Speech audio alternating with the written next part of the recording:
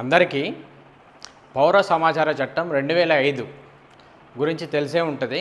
చాలామంది కూడా ఏదైనా ప్రభుత్వ శాఖల నుంచి వెళ్ళి పౌరులకు ఏదైనా సమాచారం కావాలని అంటే మనం అప్లై చేసుకొని ఉంటాం.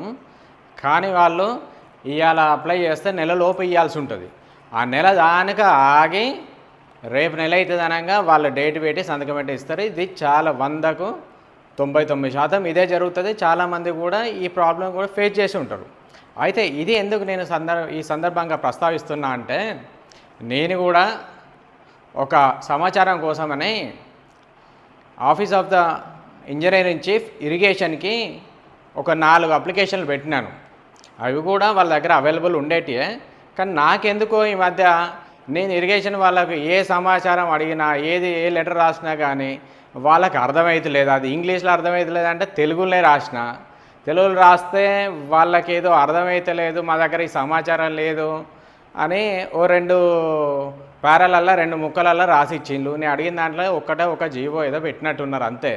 మిగతాది అంతాకం కూడా ఒక 2 పారాలు పెట్టిండ్రు. ఏం చేసిండ్రు, నేను 23/6/2005 ఇస్తే నా అప్లికేషన్ అంటే వాళ్ళకి 24/6/2005 ముట్టిందట. మరి నాకు అక్కడ ముద్రేసి ఇచ్చినది 23/6 అని మీ ఆఫీస్లో ఇచ్చింది కదా, మీకు వేరే ఉన్నాయా? అది పోనీయండి. మళ్ళీ వీళ్ళు ఏం చేసిండ్రు, 23/7/25 కానీ ఓ 3 లెటర్లు పెట్టిండ్రు. 4 అడిగినా 3 పెట్టిండ్రు. మరి ఇంకా ఆప్షన్ అనుకుంటాను, మరి ఎట్లనో 4 క్వశ్చన్లు అడిగితే ఒకటి ఆప్షన్ పెట్టి 3 ఇద్దామని. ఇంకా మరి అవి ఎప్పుడు ఇస్తారో తెలియదు. ఇంకా సరే ఇది ఏమైనా చేసినలా ఇలా ఏమైనా పెద్ద రాసినలా పెట్టినా అంటే ఇవే 2 పేరాలు ఉన్నది, అందులో కాపీ పేస్ట్ పెట్టు. ఈ 2 పేరాలు రాసేందుకు మీకు 30 రోజులు పడుతుందా? మనకు కొంచెమన్నా సిగ్గు అనిపించాలి.